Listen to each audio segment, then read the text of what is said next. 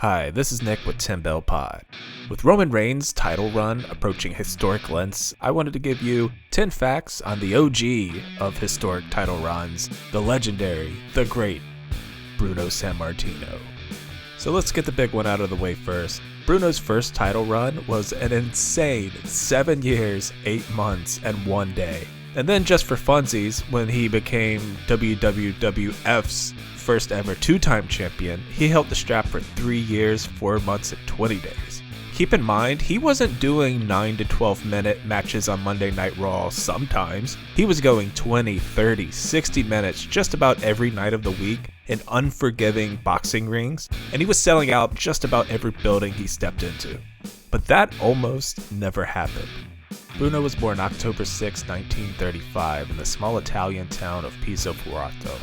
So when World War II happened and Germany occupied Italy, Bruno was almost killed. His family fled to a mountain called Vallaracca, where they hid from the Nazis for 14 months, but the Sammartinos were caught. They were actually lined up to be shot, but luckily for Bruno and family, 2 guys returning to the mountain snuck up on the Nazis and took them out with knives. The Allies would eventually push the Germans out, and Bruno would end up in the US. In America, Bruno became an avid weightlifter as his interest in amateur wrestling and pro wrestling grew. Bruno would actually set the world record for bench press in 1959, pushing up 565 pounds. His record would stand until 1967. Way before Bret, Shawn, and Montreal, Bruno was part of one of the first pro wrestling screw jobs. Kinda. Bruno started out in Vince Sr. and Toots Mott's Capital Wrestling. But when Buddy Rogers and his crew showed up, they wanted to all beat up on Bruno to get themselves over. Bruno was not on board with this. Long story short, Bruno goes to Canada, becomes a massive star, so when WWF was in a downswing, they begged Bruno to come back.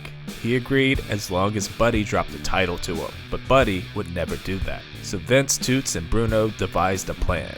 They told Buddy that Bruno was getting paid to come in, lose to the figure 4. But instead, when the bell rang May 17, 1963 in Madison Square Garden, Bruno told Buddy that the finish isn't happening. I'm here to take your title.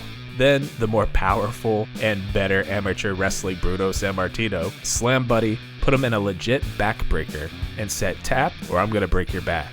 And that's how Bruno won his first title. Bruno was incredibly famous, like Dwayne Johnson times 10. Bruno was friends with Frank Sinatra, he weight trained with Arnold Schwarzenegger, and one time he even had a private audience with the Pope.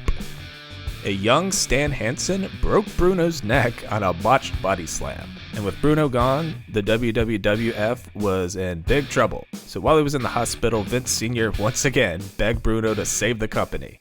Bruno was back in 2 months. Bruno mentored the living legend Larry Zabisco. Larry wanted to get into wrestling so bad that Larry kinda stalked Bruno and asked him to train him. Bruno promised to train Larry as long as he went to college first. True to his word, once Larry got his degree, Bruno helped him get into wrestling and even made his career when the student turned on the teacher. Bruno Sammartino, who was born in 1935, had his last match tag teaming with Hulk Hogan at a house show August 29, 1987. Bruno and the Hulkster beat King Kong Bundy in one-man gang. Bruno had a hard breakup with WWF. Back in the locker room during the 80s, he grew upset with all the drugs, steroids, and even some of the more raunchy storylines. As pro wrestlers started passing away in alarming numbers, Bruno led a crusade against WWF, including just decimating Vince on a 1992 episode of Larry King. After decades of feuding with WWE and countless refusals, Bruno finally accepted a spot in the WWE Hall of Fame thanks to one person and one person only, Triple H. After 8 straight months of calls, Trips was finally able to get Bruno on board, and he was part of the 2013 Hall of Fame class.